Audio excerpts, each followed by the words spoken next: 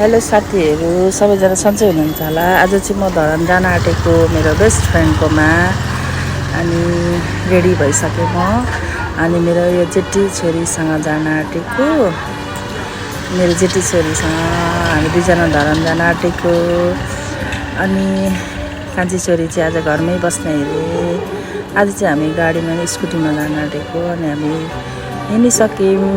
अनि यो चाहिँ हामी केराबारीको बाटोमा एकछिन बसेर यसो फोटोसोटो खिचिदियो छोरीले। अनि कस्तो राम्रो जङ्गल, पहिले जङ्गलमा आएको याद आयो है। केराबारीको बाटो कस्तो राम्रो बनाएको, जङ्गलै जङ्गल, हरियो हराभरा। अनि मैले चाहिँ मेरो साथीलाई सजिलो लगिदिएको। मनपर्छ कि पर्दैन थाहा छैन, तर मैले लगिदिएको। अनि अब हामी चाहिँ केराबारीबाट हिँड्यौँ साथीहरू। अनि जङ्गल कस्तो हराभरा राम्रो। अब नानीसँग टक्क हामी चाहिँ हिँड्यौँ स्कुटीमा। गर्मी यति छ, निदा टल्केको हेर्नु न साथीहरू। अनि म चाहिँ बसेको, स्कुटी हाँक्न अल्छी लाग्यो। त्यही भएर हामी चाहिँ जाँदैछौँ। अनि धेरै बाटो पनि लामो लाग्यो आज त, किन हो पनि सर्जन बोकेर कस्तो अप्ठ्यारो भइरहेको छ। अनि केराबारीको बाटो हुँदै हामी चाहिँ हिँड्यौँ। साथीलाई भेट्न एकदम एक्साइटेड। अनि हेर्नु न, केराबारीमा त कस्तो राम्रो बनाएको रहेछ, फुलै फुल, गमलै गमला, फुलै फुल फुलेको कस्तो राम्रो भएको रहेछ। केराबारी त अहिले रोड पनि सफा, घरहरू, अनि गमलाको फुलहरू पनि कस्तो राम्रो।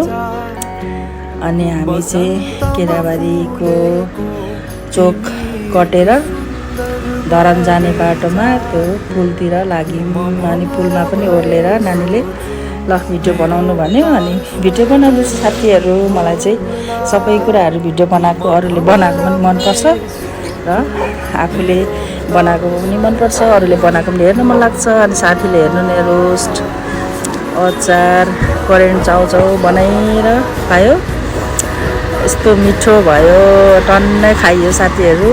साथीकोमा आएको। अनि सब्जी किन्न पनि गयौँ त्यहाँ पसलमा। अनि कस्तो राम्रो राम्रो सब्जीहरू पाउँदो रहेछ, ताजा ताजा। अनि क्याप्सिकमहरू यस्तो के साथीहरूले सामान किन्यो।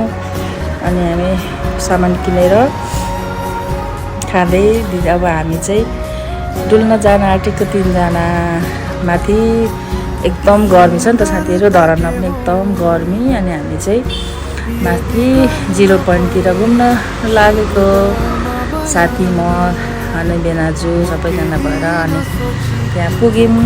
अनि यसो फोटोसोटोहरू खिच्यौँ गऱ्यौँ। अनि अँध्यारो भए पनि फोटो खिच्न चाहिँ छोडिनौँ है साथीहरू। अनि यहाँ बसेर हामी दुईजनाको फोटोसुट हुँदैछ। अनि यहाँ ल स्लो मोसन पनि चाहियो नि त होइन। दुईजनाको स्लो मोसन पनि बनाइदियो नानीले। अनि यसो नास्ता सास्ता खायौँ सबैजना भएर। एकदम त्यहाँ चाहिँ एकदम शीतल थियो क्या साथीहरू। अनि भेनाजुले केसँग खानाहरू अर्डर गर्नुभयो। अनि हाम्रो स्लो मोसन पनि बनायौँ। अनि वरिपरि अँध्यारोमा बत्ती नै बत्ती, कस्तो राम्रो क्या बेलुका त। अनि हामी दुईजना चाहिँ अँगाला मार्दै फोटो खिच्यौँ। यसरी नै आजको दिन चाहिँ धेरै रमाइलो भयो साथीहरू।